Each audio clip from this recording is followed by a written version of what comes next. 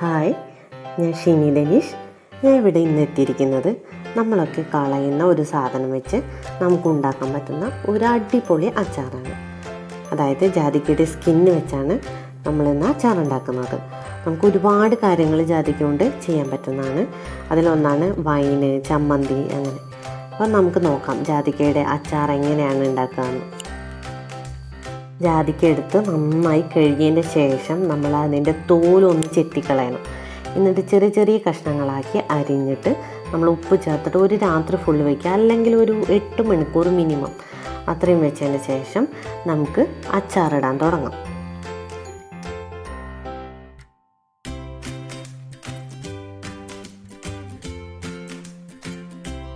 അപ്പം നമുക്ക് നോക്കാതിന് എന്തൊക്കെയാണ് വേണ്ടതെന്ന്. ഈ ജാതിക്ക എന്ന് പറഞ്ഞാൽ ഞാൻ തലേ ദിവസം നുറുക്കി ഉപ്പിട്ട് വെച്ചതിന് ശേഷം ഉള്ള സംഭവമാണിത്. ഇപ്പം അതിൻ്റെ ടെക്സ്ചർ നോക്കിയാൽ തന്നെ നമുക്ക് മനസ്സിലാവും. അതിൻ്റെ നമ്മൾ സ്കിൻ പീൽ ചെയ്യുന്നതിന് മുന്നുള്ള സ്കിന്നും ഇതിൻ്റെ സ്കിന്നും ഇത്തിരി ഡിഫറൻസ് ഉണ്ടാവും. ഇനി നമുക്ക് വേണ്ടത് ഒരു ഫുൾ ഉണ്ട വെളുത്തുള്ളിയാണ്.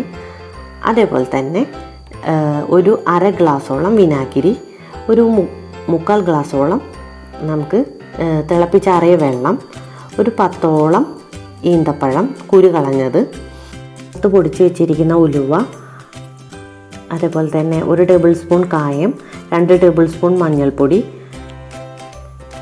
ഒരു 5 ടേബിൾ സ്പൂണോളം മുളക് പൊടി ഞാൻ ഇവിടെ എടുത്തിട്ടുണ്ട്.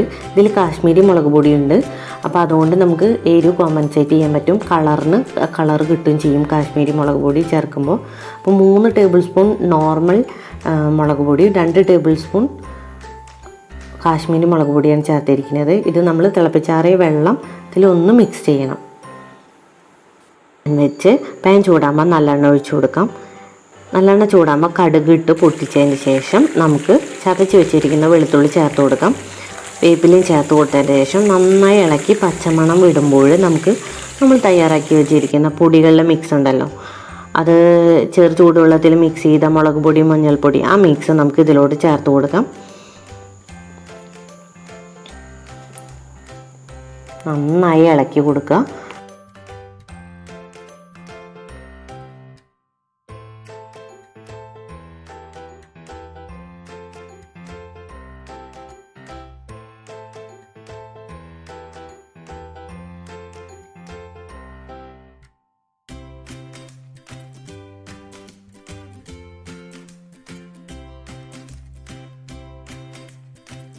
എണ്ണ കുറവാണ് തോന്നുക വെച്ചാൽ ഇത്തിരിയും കൂടെ എണ്ണ ഒഴിച്ച് കൊടുക്കണം.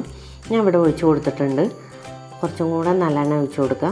എന്നിട്ട് നമ്മൾ ഒന്ന് ഇളക്കിയതിൻ്റെ ശേഷം നമുക്ക് നമ്മളെ ഡേറ്റ്സ് ഉണ്ടല്ലോ, അതായത് മധുരം, അതായത് ഈ ജാതിക്കയുടെ ഈ സംഭവം അതിൻ്റെ സ്കിന്നിന് ഇത്തിരി പുളിരസം ഉണ്ടാവും.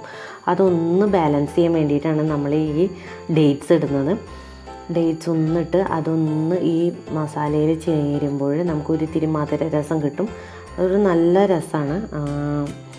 ഇനി നമുക്ക് നമ്മളെടുത്ത് വെച്ചിരിക്കുന്ന 1/2 ഗ്ലാസ് വിനാഗിരി ഒഴിച്ച് കൊടുക്കാം. ഇനി നമ്മളെടുത്ത് വെച്ചിരിക്കുന്ന 1 ടേബിൾ സ്പൂൺ കായംപൊടി, അതുപോലെ വറുത്ത് പൊടിച്ച് വെച്ചിരിക്കുന്ന ഉലുവപ്പൊടി, അത് നമുക്ക് ഒന്ന് ചേർത്ത് കൊടുത്തതിൻ്റെ ശേഷം നമുക്ക് ഇതിന് അച്ചാറയ്ക്ക് ആവശ്യമായിട്ടുള്ള ഉപ്പ് ചേർത്ത് കൊടുക്കാം. ഇത് ഇത്തിരി പുളിയുള്ള ഒരു ടൈപ്പ് അച്ചാറായതുകൊണ്ട് നമ്മളൊരു ഇത്തിരി ഉപ്പ് തന്നെ ചേർത്ത് കൊടുക്കണം. എന്നിട്ട് നന്നായി ഇളക്കി യോജിപ്പിച്ചതിന് ശേഷം നമുക്ക് നമ്മളുടെ ജാതിക്കയുടെ സ്കിന്നിട്ട് കൊടുക്കാം.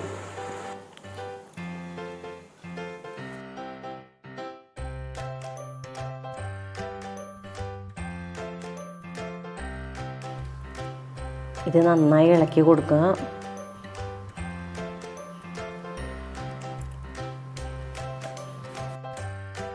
ഈ സമയം എണ്ണ വേണ്ടവർക്ക് ചേർത്ത് കൊടുക്കാം. ഞാനിവിടെ ചേർത്ത് കൊടുക്കുന്നില്ല. കാരണം എന്താ വെച്ചാൽ ഞാനൊരു 3 ദിവസം ഇത് പുറത്ത് വയ്ക്കുകയുള്ളൂ. 3 ദിവസം പുറത്ത് വെച്ച് സെറ്റായതിൻ്റെ ശേഷം ഞാനിതെടുത്ത് ഫ്രിഡ്ജിലോട്ട് വയ്ക്കും. അപ്പം നമുക്ക് വയറിന് എന്തെങ്കിലും അസ്വസ്ഥതയോ എന്തെങ്കിലും ഉണ്ടെങ്കിലും നമുക്ക് ഈ ജാതിക്കയുടെ ഈ അച്ചാർ കൂട്ടാവുന്നതാണ്. ഏകദേശം നമ്മൾ അച്ചാർ ഇവിടെ റെഡി ആയിട്ടുണ്ട്. വളരെ സിമ്പിളാണ് ഈ അച്ചാർ ഉണ്ടാക്കാൻ. അപ്പോൾ എല്ലാവരും ഇതൊന്ന് ട്രൈ ചെയ്യുമെന്ന് പ്രതീക്ഷിക്കുന്നു.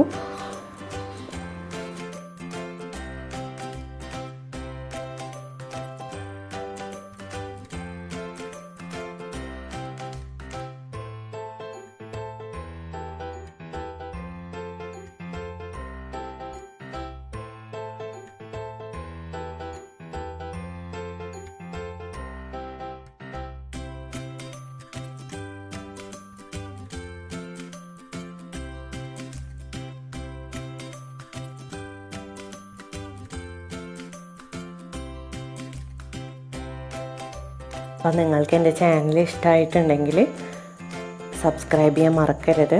Thank you.